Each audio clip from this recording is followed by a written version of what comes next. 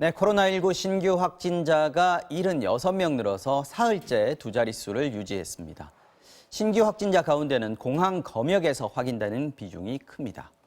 중앙임상위원회에서는 코로나19의 국내 유행이 끝나려면 전 국민의 60% 이상이 면역이 생겨야 한다, 이런 전망을 내놨습니다. 이형민 세브란스병원 진단검사의학과 교수, 정혁진 변호사 두 분 모시고 자세한 내용 얘기 나눠보겠습니다. 어서 오십시오. 네, 안녕하십니까. 네. 자, 먼저 변호사님 확진자 숫자부터 조금 정리를 해볼까요? 일단 이제 우리나라도 확진자 수가 9천 명을 넘겼어요. 그러네요. 그래서 37명 더 늘었죠. 예, 네. 9,037명인데 네. 그런데 이제 어제에 비해서 76명이 증가했습니다. 그런데 그저께는 64명이어가지고 네. 최근에 가장 적은 숫자로 이제 확진자가 증가했기 때문에 맞아요. 그래서 이제 좀 괜찮나 싶었는데 그때보다 조금 늘기는 했는데 유지한다고 봐야죠, 이 정도면요. 예. 그래서 나흘 전에 147명 늘었다가 그러다 98명, 64명, 76명 두 자릿수로 꾸준하게 이제 가고 있으니까 네. 특히 다른 나라들에 비해서는 굉장히 안정적이다. 저는 그냥 그런 식으로 파악이 되고요. 그다음에 이제 대구가 지금 총 6,440명 정도. 네. 그다음에 이제 경상북도가 1,250명 정도 해가지고 이 두 지역이 합치니까 전체 85.2%인데 한때는 90%를 훨씬 넘겼었단 말이죠. 그런 거에 비하면은 대구, 경북도 어느 정도 좀 진정되는 그 추세가 아닌가 싶고요. 네. 그다음 이제 경기, 서울이 합쳐가지고 한 8% 정도 되고 네. 그다음에 이제 앵커께서 모두에 말씀하셨지만 확진자 76명 중에 31명이 대구에서 나왔고요. 네. 그다음에 경기에서 15명이었는데 이제 통계로는 검역으로 잡히거든요. 그러니까 네. 해외에서 유입되는 경우 그렇죠. 이게 20명입니다. 그러니까 검역이 20명. 대구 다음으로 검역 그리고 경기 이렇게 되어 있기 때문에 해외에서 유입되는 그 숫자가 상대적으로 좀 높아졌다. 일단 그런 생각이 좀 듭니다. 그래도 어쨌든 사흘째 지금 100명 선은 유지를 하고 있습니다. 아래선은요. 이거는 어떤 이유라고 보시는지 좀 설명해 주십시오. 일단은 그 현재 국내에서 일어났던 여러 가지 코로나19에 대한 집단 감염이 어느 정도 이제 찾아져가지고 관리되고 있는 상황이라고 저희가 보면 될 것 같고요. 특히 이제 큰 확장세를 이제 이뤄냈었던 대구 지역의 이제 신천지 교도들에 네. 대한 부분들이 이제 어느 정도 마무리가 졌기 때문에 이제 그런 걸로 생각이 됩니다. 그리고 또 이제 저희가 이제 대구 지역에 대해서 여러 가지 진단 검사를 하면서 동시에 다른 지역에 대한 진단 검사들도 계속 진행을 하면서 환자 발생이나 이런 부분들을 계속 찾아봤거든요. 그래서 다른 지역에서 이제 그 조그맣게 생기는 그러한 감염들까지 다 네. 찾아서 집단 감염으로 가는 걸 어느 정도 차단을 했기 때문에 안정세를 보인다고 저희가 볼 수 있을 것 같습니다. 어저께 중앙임상위원회에서요. 조금 뭐라 그럴까요? 의외의 얘기를 하시더라고요. 전망을 내놨는데 전 국민의 60% 이상이 그 면역력이 생겨야 이 코로나19 잡을 수 있다, 안정됐다라고 얘기할 수 있다라는 건데 이건 어떤 의미입니까? 왜 60%인가요, 또? 60%가 면역이 생겨야 코로나19를 잡을 수 있다라고 얘기를 한 거는 네. 이제 우리가 코로나19의 그 재생산 지수, 이제 R값이라고 보통 얘기를 하는데요. 한 사람이 몇 명한테 옮길 수 있는 맞습니다. 거죠? 그거를 고려를 했을 때, 그리고 또 코로나19의 그 감염에 대한 여러 가지 경로를 고려를 했을 때, 네. 우리가 우리 인구 중에서 대략 한 60% 정도가 코로나19에 대한 감염력을 가지면, 그러니까 면역력을 가지면 네. 더 이상의 감염은 막을 수 있다라는 뜻으로 한 얘기인데요. 근데 이제 이러한 얘기를 하는 데에는 여러 가지 이제 가정이 들어갑니다. 첫 번째는 백신이나 또는 치료제 개발이 되지 않는다. 라는 걸 전제할 때. 예, 전제를 하고 이제 하는 얘기인데요. 근데 이제 이 말 자체는 어느 정도 이제 이해가 가지만 한편 저희가 좀 고민을 해봐야 되는 거는 이 60%의 감염을 과연 어떤 기간 안에 일어나게 하느냐가 문제가 되는 거거든요.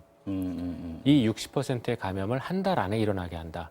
그러면 큰일 나죠. 예, 그러면은 아마 우리나라 치료가 안 되는 상황이 되죠. 맞습니다. 우리나라의 이제 지금 사망률이 1%가 약간 넘는데 60% 정도면 3천만이 조금 넘는 수치거든요. 그렇죠. 그러면은 1%만 줘도 30만이고 만약에 그런 상황이 되면은 우리 의료 그 역량이 이걸 감당하지 못하기 때문에 이란이나 이탈리아처럼 5에서 10% 정도의 사망률을 보일 수도 있거든요. 그러면은 말이 30만이 실제로는 100만 이상의 사람이 사망하는 그런 결과를 초래할 가능성이 있습니다. 그래서 이 얘기는 네. 60%라는 얘기는 그렇게 단기간 안에 간다는 얘기가 아니라 우리의 의료 역량이 감당할 만한 그러한 수치 안에서 그게 5년이 될지 10년이 될지 모르겠지만 그렇죠. 그럴 수는 쭉 있겠죠. 끌어나가면서 이렇게 가야 된다라는 의미가 들어있다고 그 보시면 될 얘기는 것 이제 같습니다. 장기전에 대비해야 된다. 지금부터 이런 얘기군요. 지금처럼 너무 집중하지 말고 조금 다른 그 이후의 일도 좀 생각해서 대비를 할 필요가 있다. 이런 말씀을 하신 것 같아요. 예, 맞습니다. 그렇게 저희가 받아들여야 되지. 이 60%라는 걸 단기간에 60% 간다라고 여러분 해석을 지금 하시면- 막 가면서 걸리세요. 이 얘기는 아니라는 거죠. 예, 맞습니다. 지금 근데 면역력을 가진다는 얘기가요. 아까 말씀도 하셨습니다만은 백신을 맞든지 아니면 걸리든지 걸렸다가 다시 낫든지 이게 이제 두 가지 경우밖에 없지 않습니까? 백신은 지금 어느 정도 단계인가? 많은 전문가들은 1년 이상 걸릴 거라고 얘기하는데요. 예, 저도 거기에는 동의를 하고요. 네. 왜냐하면 이제 저희가 백신을 개발하기 위해서는 그 보호 능력을 갖는 항체를 찾아내야 되거든요. 네. 그런데 이 코로나 바이러스 같은 경우에는 저희가 그 아주 대표적으로 변이를 많이 하고 그다음에 보호 능력을 갖는 항체를 찾기 어려운 그러한 바이러스입니다. 그래서 이 코로나 바이러스 감염이 지금 겨울철 감염의 거의 10%를 계속 그러니까 일으키고 있는데도 불구하고 저희가 이러한 코로나 바이러스에 대한 백신을 못 만든 이유들, 또 메르스 코로나도 있고 이런 것들이 있는데도 불구하고 백신을 못 만들었던 이유들이 이런 특성 때문이거든요. 네. 그래서 백신 자체를 만들기도 좀 어렵고 그다음에 두 번째로는 안정성에 대한 평가를 저희가 또 빼놓을 수는 없거든요. 거기에 대한 시간이 걸리고 세 번째는 그렇게 해서 백신을 만들어도 코로나 바이러스에 대한 변이 때문에 저희가 새로 또 백신을 만들어야 될 수도 있거든요. 코로나 바이러스가 변이가 잘 일어나는 종류의 바이러스이기 예, 때문에 맞습니다. 기껏 한 1년 걸려가지고 백신 만들어 놓으면 변이가 생기면 다시 또 처음부터 다시 시작해야 되는. 맞습니다. 그런 것 때문에 저희가 백신 개발이 굉장히 어렵기도 하고요.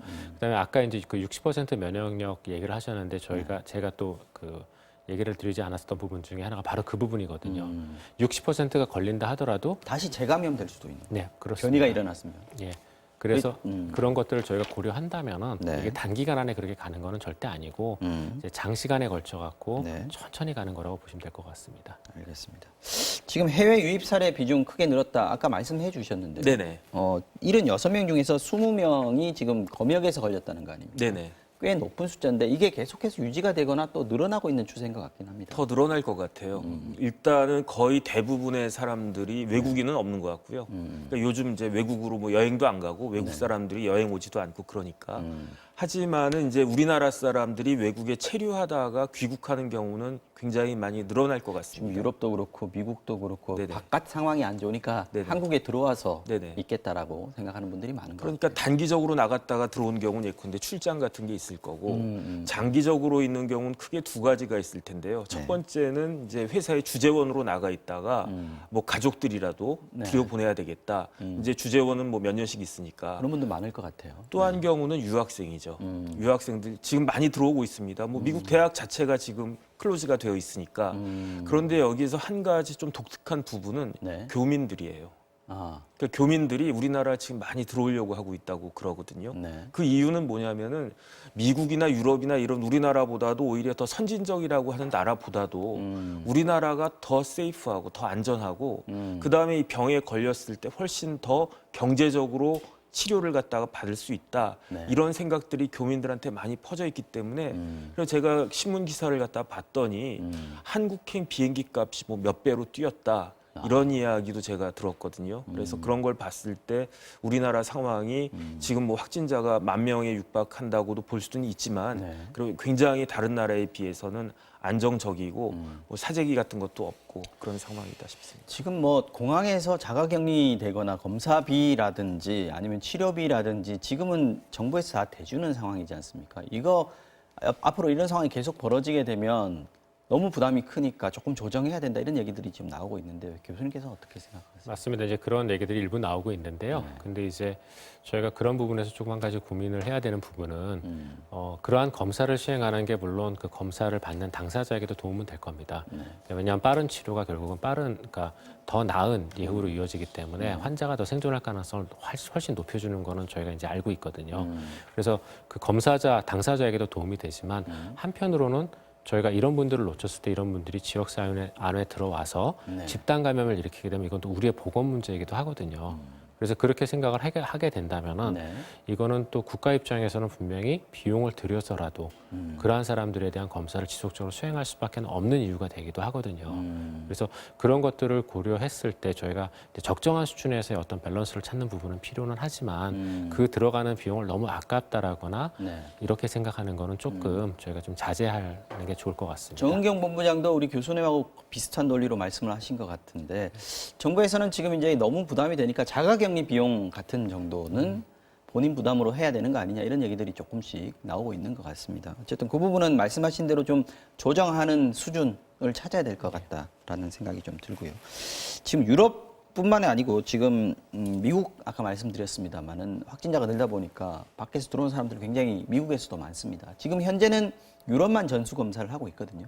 곧 아마 미국에서 들어오는 분도 전수 검사 하지 않겠느냐라고 하는데 필요성 어떻게 보십니까? 일단 저는 필요하다고 생각을 하고요. 근데 이제 미국뿐만이 아니거든요. 지금 현재 미국이 굉장히 많은 환자가 나오고 있는데 이렇게 많은 환자가 나오는 거는 네. 우리나라의 2월 말 신천지, 대구 신천지에 대한 조사 때하고 똑같다고 보시면 될 것 같습니다. 환자는 이미 그 전에 다 생겨 있던 것들이고요. 그 환자들을 지금 찾아내고 있는 단계이거든요. 그래서 이제 폭발적으로 증가를 하고 있는데 검사 수가 확 늘어났으니까. 예, 맞습니다. 확진자도 늘어난다. 예, 그렇게 이제 생각할 수밖에 없는 이유가 우리나라가 1월 20일 정도에 그 첫 번째 환자가 들어왔거든요. 미국도 마찬가지입니다. 미국도 그때쯤 첫 번째 환자가 들어왔는데 그 환자만 들어오지 않았을 거거든요. 그렇죠. 그러니까 그렇게 되면은 저희가 이미 그 1월 중순 1월 20일 기점으로 해서 12주 정도가 흐른 뒤고 그러면 거의 4,000배 이상 환자가 지금 늘어났을 타이밍이거든요. 그렇죠. 시간이거든요. 그러면은 100명이 들어왔으면은 지금 아마 40만 명이 돼 있을 겁니다. 그 사이에. 그래서 이 환자들을 계속 지금 찾아내고 있는 단계라고 보시면 될 것 같고요. 당분간은 아마 이런 것들이 있기 때문에 저희가 조심을 하고 이러한 미국에서 들어오는 사람들에 대한 검사도 어느 정도는 해야 된다고 생각을 하는데 네. 문제는 유럽과 미국만 그러냐라는 거죠. 그렇죠. 다른 대륙도 지금 계속 퍼지고 있으니까요. 예, 맞습니다. 저희가 이제 이런 코로나19 환자가 많은 국가들을 보시게 되면 다 선진국들입니다. 그 선진국들은 검사를 할 수 있는 여력이 있는 국가들이고, 그래서 확진자가 나왔다. 예, 맞습니다. 역설적이네요. 예, 네. 검사를 할 수 없는 국가들은 대부분 다 뭐 10명에서 100명 사이의 환자를 보고를 하고 있거든요. 걸렸는데 지금 모른다는 거네요. 예, 못 찾고 있는 겁니다. 그런 것들을 고려를 했을 때 분명히 우리가 지금은 유럽이지만 네. 어떻게 보면은 미국뿐만이 아니라 다른 나라에서 들어오는 환자들에 대한 대응도 일부는 필요할 시점이 이제 됐지 않았을까 생각을 하거든요. 문제는요. 근데 그렇게 무작정 늘릴 수만도 없는 게 우리 검역 인원이나 자원의 한계가 있는 거 아니겠습니까? 이게 큰 문제입니다. 지금도 뭐 과부하 걸렸다라는 얘기들이 나오고 있는데 이걸 어떻게 해결할 수 있을까요? 예, 맞습니다. 지금 국내에서 검사 가능한 여력을 저희가 파악하기로는 이제 맥시멈 그러니까 최대한 2만 5천 건에서 3만 건 정도로 생각을 하고 있거든요. 네.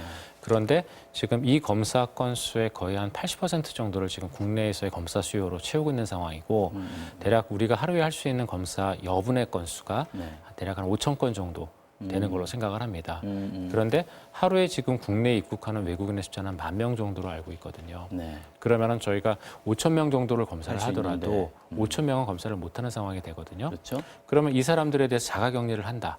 그것도 어느 정도의 방법이긴 하지만 5,000명에 대한 자가격리를 우리가 14일 동안 유지해야 된다는 걸 그 생각을 공간과 하면은 비용도 만만치 않아요. 맞습니다. 거의 7만 명에 대한 자가격리 숙소와 비용을 저희가 부담을 해야 되거든요. 계산을 해보면. 예, 계속해야 되기 때문에 그게 쉬운 일은 아니라서 우리가 이제 국내에서의 어떤 그 코로나19 감염에 대한 것들을 최대한 좀 감소를 시키면은 그 다음부터는 우리 국내 역량의 많은 부분을 이제 해외에서 유입되는 것들에 돌릴 수가 있을 겁니다. 비중을 국내에서 검역으로 많이 옮겨야 된다는 거고요. 예, 그래서 그렇게 가기 전까지 최대한 국내에 발생하는 환자 숫자를 사회적 거리두기나 이런 것들을 강화함으로써 낮출 필요가 있거든요. 그게 최근에 2주 동안 앞으로 사회적 거리두기를 강화한다는 이유 중에 하나인 걸로 또 생각이 저는 됩니다. 그런 측면에서도 이 2주간의 사회적 거리두기 강화 이게 중요하다. 예, 맞습니다. 시간을 벌어야 되니까. 예, 국내에 불을 꺼 놓아야 그래야 해외에서 유입되는 걸 저희가 찾을 수 있는 역량을 확보할 수가 있거든요. 네.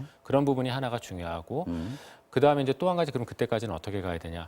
분명히 이제 의심되는 환자들이 들어올 거거든요. 그러면 네. 검역 단계에서 저희가 찾아서 검사를 하게끔 해야 되겠지만 들어올 때 잠복 끼거나 이런 사람들은 저희가 찾을 수 없거든요. 네. 발열이 나는 것도 아니고 하기 때문에 증상만 가지고는 알 수 없는. 예, 그래 그런 분들에 대한 자가격리도 물론 해야 되겠지만 끝나고 그렇게 안 되는 부분들에 대해서는 분명히 그분들이 국내에 들어왔을 때 코로나19에 대한 이상이 있게 되면 코로나19와 관련된 이상이 있게 되면은 바로 정부에 보고할 수 있는 그러한 앱과 함께 그런 분들이 국내 의료기관에 손쉽게 접근을 해서 검사를 할 수 있는 교육과 시스템을 갖춰줘야 되거든요. 그래 그런 것들이 되게 필요할 것 같습니다. 그 시스템 얘기하셨는데 지금 워킹스루 선별 진료소 지금 공항에 있지 않습니까? 이거 확대하겠다. 이거는 굉장히 유효하다라고 볼 수 있을까요? 워킹스루가 이제 드라이브스루에 이은 또 이제 하나의 새로운 또 네. 전 세계적인 시스템인데요. 네.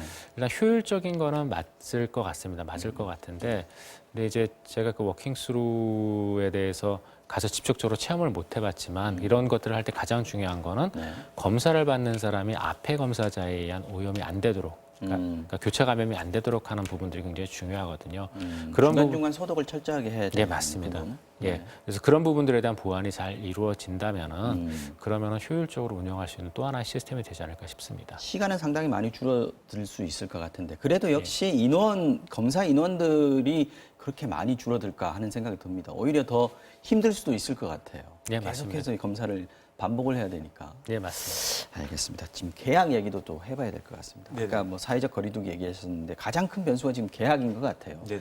현재는 지금 4월 6일까지 잠정 정해놓고 혹시 좀 좋아지면 당길 수도 있지만 아니면 더 늘릴 수도 있다. 지금 이렇게 돼 있는데 네. 지금은 약간 늘리는 방향으로 조금 얘기가 더 나오는 거 아닌가 싶은 생각이 들어요. 일단 전문가들 이야기는 여기 교수님도 계시지만 네. 적어도 10명 이내 확진자 수가 아니면 20명 이내로 조정이 돼야 그래야지 계약을 할 수 있는 것이 아닌가 그런 이야기거든요. 그런데 오늘도 70명, 그다음에 내일은 얼마가 나올지 모르겠지만 단기간에 그렇게 줄어들 가능성은 사실은 많지는 않은 것 같다. 그렇다라고 한다면 물론 이제 아이들 학습권도 중요하고 그걸 통해 가지고 여러 가지 파생되는 문제점들도 많겠지만 제일 중요한 것은 결국은 국민들의 보건 아니겠습니까? 네. 그러니까 이런 부분들에 대해서 교육 당국이 아마 적극적인 조치를 또 취할 수밖에 없지 않을까 그런 생각이 듭니다. 일단 계약 날짜는 뭐 어떻게 될지 지금 아직까지 확정적이다 이렇게 얘기할 수는 없습니다만 오늘 정부에서 계약을 했을 경우에 어떻게 할 것인가 가이드라인을 발표를 했던데요. 내용이 좀 어떤 게 좀 있는지요? 일단은 그 가이드라인이 있다라고 한 것은 네. 쉽게 말하면 그 학생들이 들어왔을 때 그 학교에서 이렇게 밀집해서 있기 때문에 네. 사실은 감염될 가능성이 더 커지고 음. 그다음에 제가 그 통계를 갖다가 봤더니 네. 일단은 그 20대가 지금 제일 많거든요. 네. 그 확진자들 수가. 하지만은 20대에선 사망자 수가 한 명도 없어요. 그 반면에 이제 60대 이상, 70대 이상으로 가면서 네. 60대 이상의 사망자 수가 거의 90%가 넘기 때문에 그런데 지금 뭐가 문제가 되냐면은 20대 그 이하 그 어린 학생들이 오히려 부모들이나 이제 조부모들을 그렇게 감염시킬 수도 있기 그렇죠. 때문에 네. 이제 그런 부분들을 아마 그 생각하지 않을 수가 없지 않을까 그런 생각이 듭니다. 지금 일단 소독 문제가 좀 있을 것 같고요. 그리고 학생들이 또 책상 그 간격 같은 것도 문제가 될 것 같고 특히 급식도 좀 문제일 것 같습니다. 어떤 부분이 좀 가장 학교에서 주의해야 될 부분이라고 보시는지요?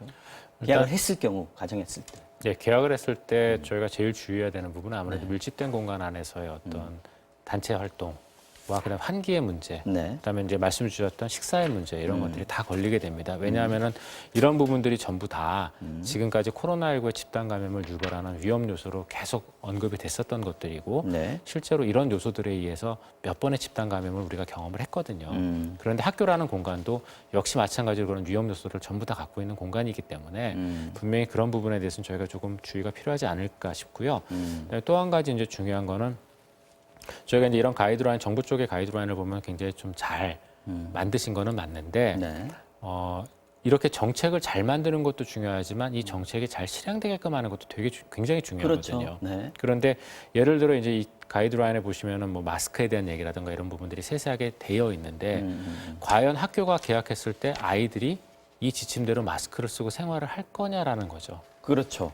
그러니까 마스크는 지금 보면 뭐 450만 장 뭐 이렇게 미리 준비를 하게 돼 있습니다만 초등학생들 같은 경우에 특히 이거 쓰고 안 있거든요. 예, 맞습니다. 분명히 이 마스크 쓰고 교실 안에서 뛰어다닐 거고 그러다가 숨 차면 벗을 거고 분명히 말을 안 듣는다기보다 이제 아이들의 어떤 그러한 행동은 우리가 예측이 어려운 부분들이 있거든요. 통제가 좀 힘듭니다. 예, 그래서 그런 부분들에 있어서는 분명히 저희가 위험성이 조금 더 높은 것도 좀 있고요. 네. 또 한 가지 이제 마지막으로 저희가 좀 고민을 해봐야 되는 거는 학교를 이렇게 개학을 한다는 거는 네. 학교와 연관되는 학업과 연관되는 모든 사회 시설도 다 같이 문을 연다는 의미거든요. 그렇죠. 학교를 문을 열고 학원을 닫게 할 수는 없거든요. 맞습니다. 그다음에 아이들 다니는 체육학원 역시 닫게 할 수는 없거든요. 그런 부분들도 다 똑같이 문이 열린다라고 보면은 이러한 부분들에 있어서의 어떤 감염의 위험성은 저희의 생각보다 조금 더 높을 수가 있습니다. 그래서 이제 개학, 학업 그다음에 이런 부분들에 대한 이제 정부의 고민과 그다음에 압력은 잘 알겠지만 이런 개학에 관련된 부분은 다시 한 번 더 좀 고민을 해보고 심사숙고할 필요가 있다고 생각을 합니다. 알겠습니다. 자, 개학 얘기도 했지만 지금 뭐 코로나19가 있지만 그래도 봄입니다. 봄은 봄이고 지난 주말에도 그랬습니다만 날씨 좀 따뜻해졌고요. 네네. 미세먼지도 생각보다 많이 없어서 네. 이제 좀 나가야 되는 거 아닌가 근질근질하신 분들이 많이 있을 텐데 실제로 지금 나들이 갔다가 감염돼가지고 들어오신 분들이 있나 봐요. 일단 저도 이제 MBC 오면서 네. 강변북로 이렇게 쭉 달렸는데 뭐 개나리도 피고 벚꽃도 피고 그러게요. 그다음에 이제 꽃이 만개됐을 때도 멋있지만 막 피려고 하는 그 순간이 굉장히 좋지 않습니까? 그런데 봄이면 또 축제를 갖다가 하는 경우가 많은데 네. 대표적인 게 이제 벚꽃 축제, 그다음 또 산수유 축제가 있는데 네네. 산수유 하면 또 구례지 않습니까? 그래서 구례에 이제 5분이 놀러 갔다가 그 중에 4명이 확진된 그런 사례가 발생을 했어요. 그런데 저는 처음에 이 기사를 갖다가 봤을 때 뭐 돌아다니다가 어떻게 됐나 이상하다 생각을 했는데 이 5명이 같은 차로 이동을 갖다가 한 거죠. 그러니까 그 축제 현장에서 감염됐다고 볼 수 있는 건 아니고 그런 건 아닌 것 같습니다. 확진자가 한 명 차 안에 있었다 이렇게 네네. 봐야 되는 게 더 맞겠네요. 그래서 그 중에 한 명이 좀 발열이나 이런 증상이 있었는데 그럼에도 불구하고 같은 차 안은 또 밀집되어 있으니까 거기서 이제 4명이 감염이 됐다, 전염이 됐다 네. 이런 사례가 있었습니다.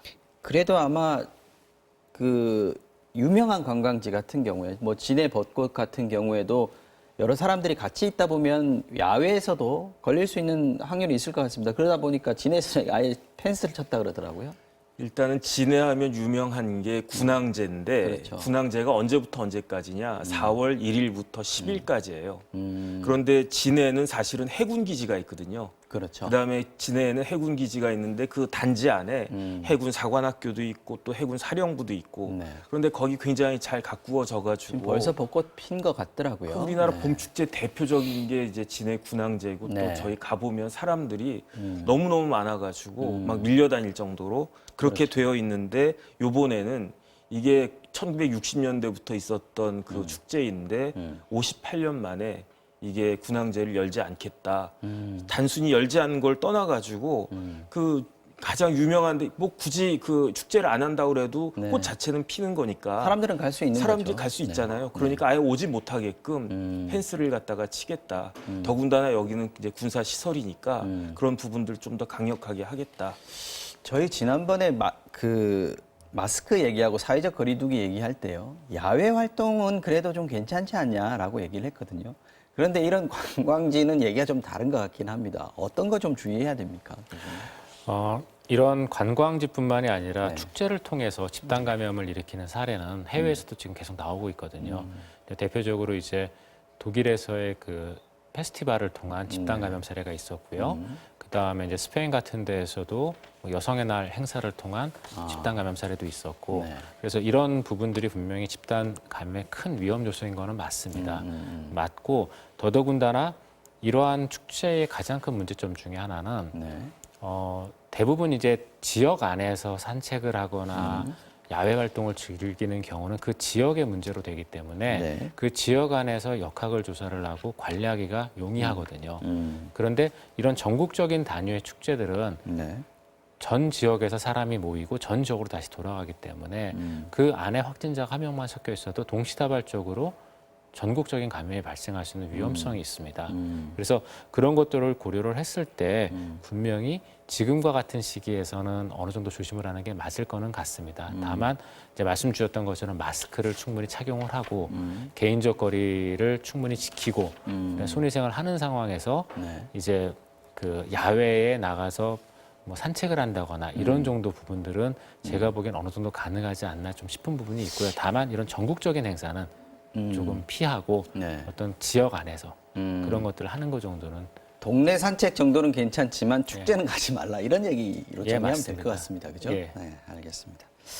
자, 근데 지난 주말에 그 방역 지침을 어긴 교회들 얘기 많이 나왔습니다. 네네. 특히 이제 그 정광훈 목사가 하는 사랑제일교회인가요? 여기는 지금 행정명령이 내려졌는데 네. 이 행정명령을 따를 것이냐 말 것이냐, 집회를 하지 말라는 금지명령을 따를 것이냐 말 것이냐 이거 가지고 또 여기서 또 논의를 하고 있다고 하던데 어떤 상황입니까 지금? 일단 정총리 담화가 21일에 있었어요. 그래서 이제 사람들이 많이 모이는 그런 집회나 아니면 체육시설이나 유흥시설은 그 한 2주 정도 네. 좀 그 클로즈를 갖다가 하자.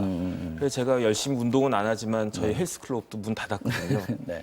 그런데 22일 날 그저께죠. 일요일인데 네. 그 사랑제일교회에서는 그 연합 예배를 아주 대규모로 했던 것 같고요. 그다음에 이걸 갖다 보고 서울시에서 어저께 23일 날 집회 금지 명령을 내렸습니다. 그래서 어제부터 4월 5일까지 모든 집회를 금지한다. 네. 예배를 포함해가지고. 그러니까 여기에 대해서 이제 사랑제일교회 측에서는 이게 무슨 소리냐? 우리는 지침을 지켰다. 어떤 지침?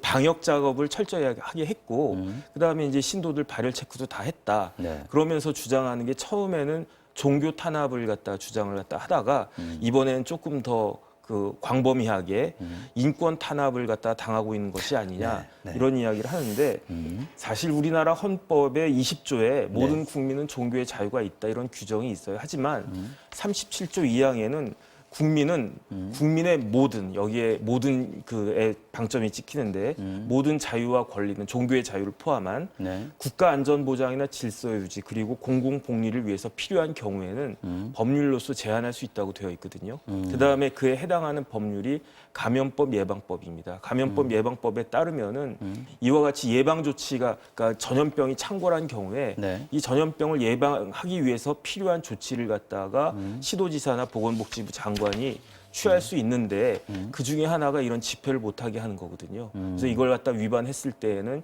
형사처벌까지 가능하다. 그런데 그 형사처벌이 지금과 같은 상황에는 조금 너무 약하다고 느껴질 정도로 벌금 300만 원 정도밖에 안 되는데 하지만 이 벌금 300만 원이라도 모든 신도들에게 모든 집회 참여자들에게 부과할 수도 있다. 이것이 지금 정부의 입장이 아닌가 싶습니다. 이번 주에는 또 어떻게 할지 또 봐야겠군요. 걱정입니다. 이거 조금 다른 얘기인데요. WHO에서 코로나19가 감염됐다 이걸 알 수 있는 징후로 냄새를 못 맡는 거, 또 입맛이 미각이 좀 잃는 거, 이 부분을 지금 얘기를 했다고 하는데요. 이게 검사 기준이 될 수 있나요? 일부 될 수 있다고는 생각을 하는데 이제 그 이유가 네. 저희가 그 바이러스 감염이 후각을 약화시킨다는 보고는 이미 기존에도 좀 많았었거든요. 아, 그렇습니까? 예, 그게 이제 어떻게 약화시키냐면은 아무래도 후각을 일으키는 그 점막 네. 부위에, 그러니까 점막이라보다 그쪽에 이제 피부 부위에 네네. 저희가 이제 여러 가지의 그 냄새를 느끼는 수용체들이 있게 되는데 그 부분에 이제 염증이 생기거나 이렇게 되면은 그쪽의 공기의 흐름이나 이런 것들을 전부 다 이렇게 정상인 경우하고는 좀 다르게 할 수가 있거든요. 그러면서 저희가 후각을 느끼는 부분들이 네. 굉장히 약화가 됩니다. 그래서 이제 냄새를 못 맡게 되는데 이런 것들은 말씀드렸다시피 이미 다른 바이러스 감염에서도 특히 호흡기 바이러스 감염에서는 통상적으로 일어나는 그런 그렇군요. 것들이거든요. 뭐 대표적인 예로 저희가 감기에 걸려서 콧물이 많이 나게 되면 냄새 못 맡지 않습니까? 코 막히니까. 예, 맞습니다. 아. 그런 거랑 이제 일종의 마찬가지인 상황이거든요. 그래서 이런 후각을 잃게 되는 경우는 이제 저희가 볼 수 있는 사례인데 그럼 미각은 왜 그러냐? 저희가 사실 미각에 굉장히 또 많은 부분들이 후각에 의존하는 것들이 있거든요. 그래서 냄새를 못 맡게 되면 또 맛도 잘 모르는. 예, 잘 못 느끼게 맞아요, 됩니다. 맞아요. 네네. 그래서 그런 부분들이 있기 때문에 이제 이런 얘기가 나오는 것 같고요. 이런 것들이 초기 증상 중에 하나다라는 보고는 최근에 이제 몇 군데의 논문에서 나왔기 때문에 네. 이런 것들도 이제 저희가 진단 기준에 넣을 수는 있을 거는 같은데요. 전체 중에 어느 정도 되는 환자들이 이러한 증상을 호소하는지에 대한 것들은 저희가 조금 봐야 될 것 같습니다. 만약에 이걸 WHO가 이걸 진단 기준으로 삼는다라고 하면 뭐 빠진 부분들 예를 들면 무증상자인데 난 냄새는 잘 못 맡게 됐다 갑자기 이렇게 되면 의심해 줄 수 있는 그런 어떤 힌트는 될 수 있을 것 같아요. 예, 그런 것도 일부 될 수는 있을 것 같은데요. 근데 이제 어느 정도 포션이, 그러니까 어느 정도의 그 사람들이 그런 것들을 호소하는지는 저희가 또 조사를 해봐야지 알 수 있는 거니까요. 그런 것들 좀 봐야 될 것 같습니다.